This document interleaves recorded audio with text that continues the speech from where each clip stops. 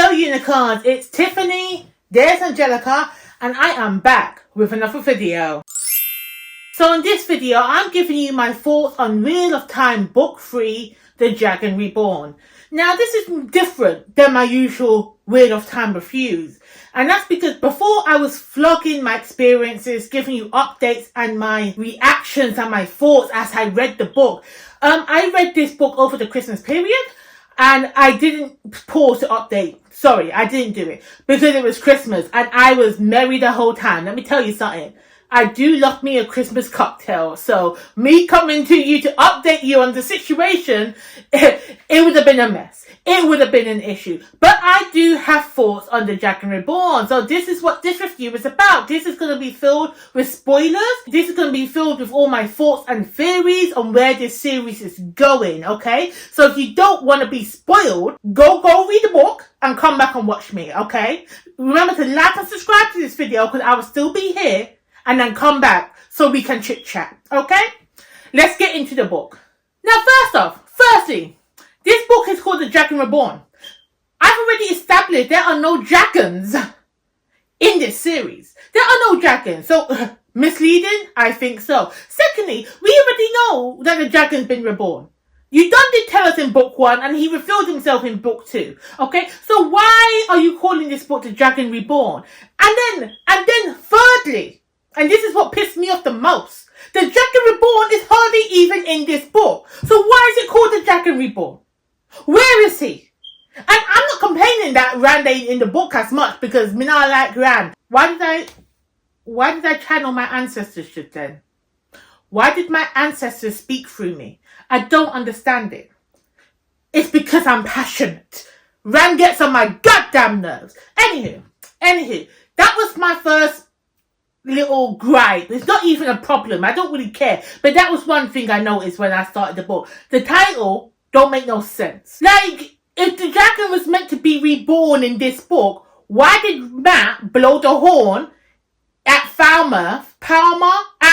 He blew that big horn, which I thought Rand was meant to blow, but Matt blew the horn to bring back his ancestors and the heroes of Lost Legend. Why did that battle happen? And why did Rand go on his little killing spree if he was going to be reborn in this book?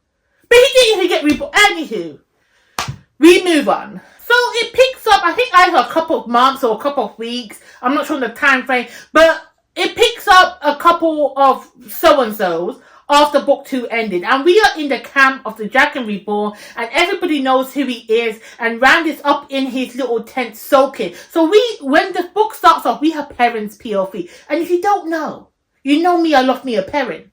Perrin, so far, apart from Nynaeve, is the most intriguing character to me. Because he is besties with wolves. They're not besties yet, but I know they're going to be. And I love me some wolves. I love me some wolf shifters. I love me an animal companion. So Perrin is the one that I'm most intrigued by at this time. So as I said, so when I was reading this, I was like, we're in Perrin's POV. We're going to get the companions. We're going to get the wolves. We're going to get his perspective out the whole book. So hopefully we're gonna see who his wolf best friend is. You know, it's like what I was thinking of was Fitz from the Far Sea trilogy. He's got Night Eyes and they're besties. That's what I was hoping for Perrin. No. That is not what we got. We got the wolves for all but 5 seconds. Let me tell you how excited I was and then the disappointment that hit. Because we're in the tent and the Trollocs, obviously, they come in and they're running amok. They're attacking people and they're trying to fight back. And Perrin is there and Perrin is trying to save this girl that he had a vision of, or Min had a vision of, that she was going to die. And he's trying to save her. And it's all mayhem. It's all a mess. And then in the back of his mind, in the back of Perrin's mind, he hears, "We come, brother. We come." Woo! Oh, he hears the wolves. The wolves are coming to save the day. I got so excited. I was in it. I was visualizing that scene. It was fantastic. And then the names of the wolves. What were some of their names? It was like Morning Mist. Morning Mist is one of their names. And it reminds me of those non-English names. You know how people that are not British or I don't know, that don't have English names and and they take on a British name, like their name, but their original native names mean something different. Like in Nigeria, like if you have a Nigerian name, a Yoruba name, and it means grace from God, you know, or it means God's blessing, or give unto you abundance. You know, you have those names with those meanings. But us, like here, with me, with my British name, with Tiffany, what does it mean? What does Tiffany mean? Does it mean epiphany because it rhymes? I don't know. Or Jade. Is Jade a colour? Jade City, from the Lee. Like, what does John mean? John. Is there any meaning behind that name? But anyway, I've got a point. The wolves have names that have unique meaning. And they call their names like morning mist, but that's because that's the way that it translates into the language. But it means so much more. I love that. I thought that was so unique. That was so vivid for me. So with all that hype, at the beginning, first couple of chapters, with all that hype I'm feeling, did we have wolves in this book? No. I've never been so disappointed in my life. I've never been so mad in my life. I got so excited, putting on all these feelings, and we have no wolves. Okay, fine. You didn't promise me wolves. What you promised me was a dragon reborn. So fine, we move on. And the fact that Perrin is the major POV in this story, and the fact the wolves don't play a big part in the book, was just a missed opportunity in my book. Like, I don't know what Robin Jordan is planning with the whole wolf storyline, but this was an opportunity to dive into it, and he did not. So instead of Perrin actually getting wolves as a companion, what he got was a falcon. He got a falcon, and I don't mean the animal. He got himself a woman. That's one thing that's annoying me. Why is relationships and who's with who and who's going to link up with who such a major part in this series as a whole, actually? These teenagers piling over people gets on my nerves. But I was saved from further disappointment because this book redeemed itself in Matt's POV. Matt's character progression in this book, I loved it. I loved to read it, okay? Matt, he did annoy me because for the first book, he was just under the influence of that dagger, that cursed dagger, because he's stupid and he don't want to listen to his betters about not collecting things from ancient and empty cities. Like, are you stupid? Idiot. And then book 2, he was hardly there, he was moody, he was dying, whatever. In this book, Matt shined, and I've come to appreciate his character, and I especially come to appreciate his connection to his ancestors, to them people back in the day that paved the way for him, because he is a warrior at his core. I like that. I like that storyline. I like that background, and I like the fact that he talks in his native language, bringing it back. He doesn't know he's doing it, but it's fascinating to me, and it's having me think, because he blew the horn to call back the lost heroes, maybe there is one of those lost warriors living within him. You know, maybe it's the last king of Matterhorn. Is that where he's from? Anyway, the king of the two rivers, when Moraine told us that story back in book 1, maybe his spirit has entered Matt. So now Matt is going to be some kind of amazing general of the old tales because he's embodying his ancestors. I know I'm right because I feel like that's what Robin Jordan was saying. But again, I have to continue reading to find out. Because the wheel wills as the wheel weaves. You see what I did there? I know, you love it. Now, his whole journey in this book, Matt's whole journey is about him trying to deliver this letter to the Queen of, what's that place? Calendar? Cambridge? Wherever Morgaze is. Wherever Elaine's mama is the Queen of Andor. I remember. So he has to deliver a letter. That's what he promised to do. And lo and behold, when he's there, he learns of an assassination plot. So now he has to go back and track down Egwene and Nynaeve and what's the other one? I just said her name. Egwene, Nynaeve, and Elaine.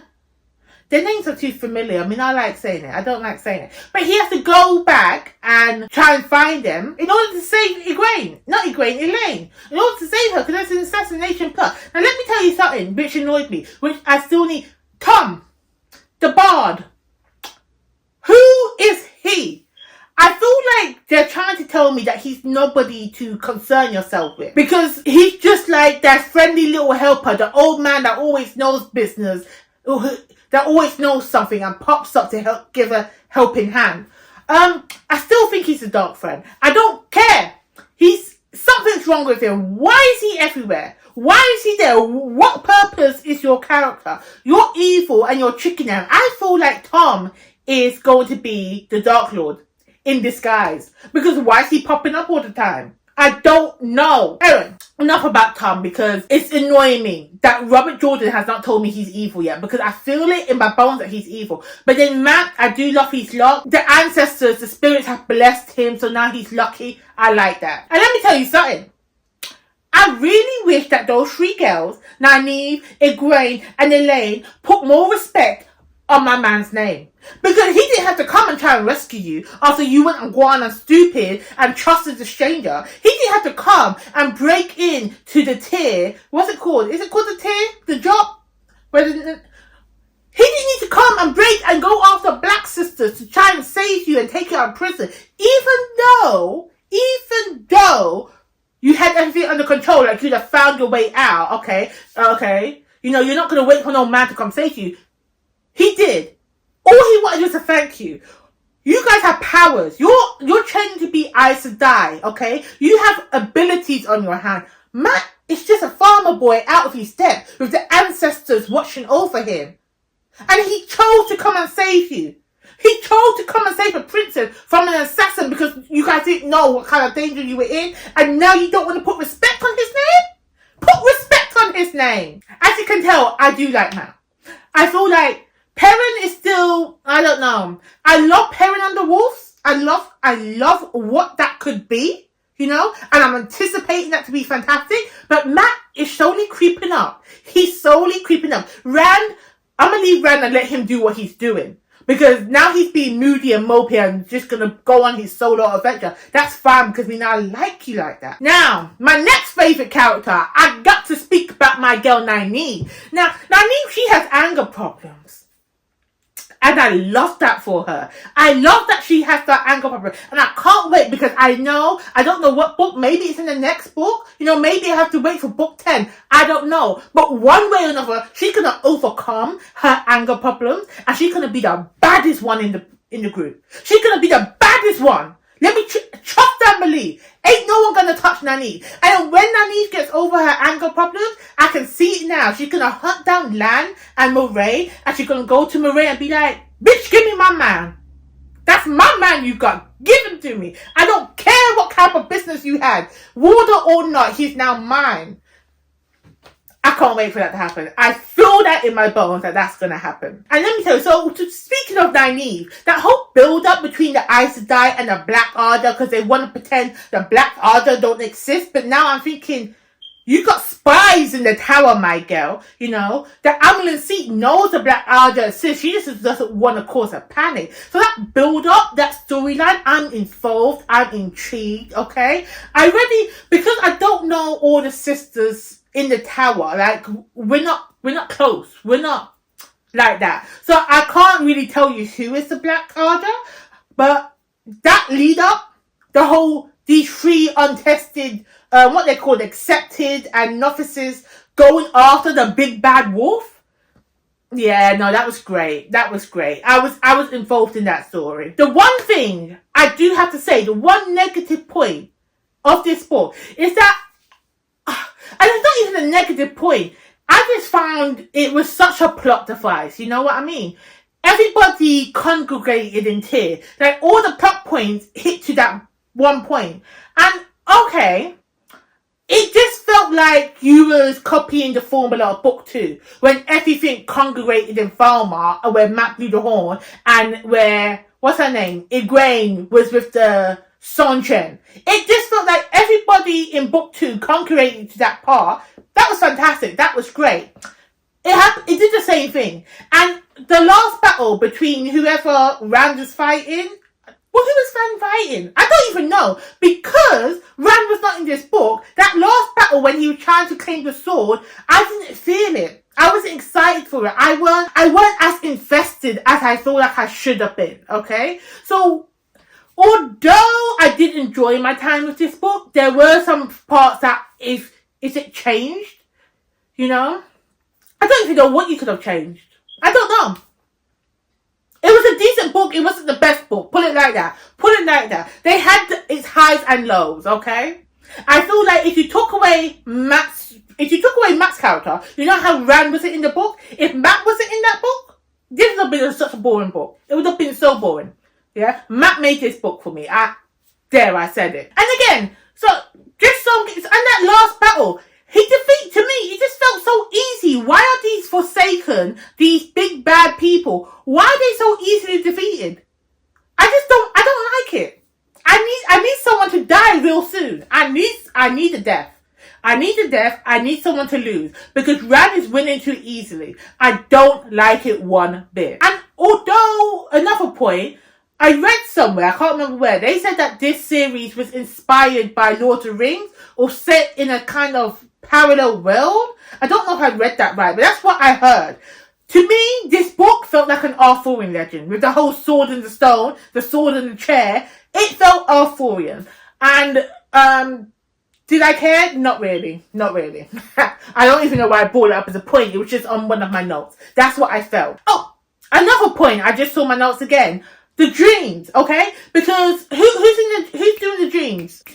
Egwene and Perrin are having these dreams. Now, I'm not sure if the wolf dreams are connected to Egwene's dreams. Like, is Egwene becoming an animal? Is she going to be a spirit too? Or is it just because she's in Aes Sedai and she has access to that pathway? I'm not sure. But I feel like something's going to happen there. I feel like dreams, because it was so prevalent in this book between Egwene, I feel like that is going to be a major plot point. And I'm intrigued to find out. I'm thinking maybe Egwene's not going to be a wolf. Maybe she's something else, you know? Maybe she's a sparrow.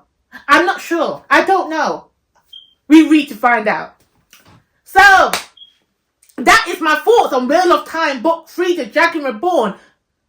It was a decent entry. I have to say, it was a decent entry, considering that this was originally meant to be a 3-book series. If it ended here, it couldn't have. It couldn't have. We needed 5 books.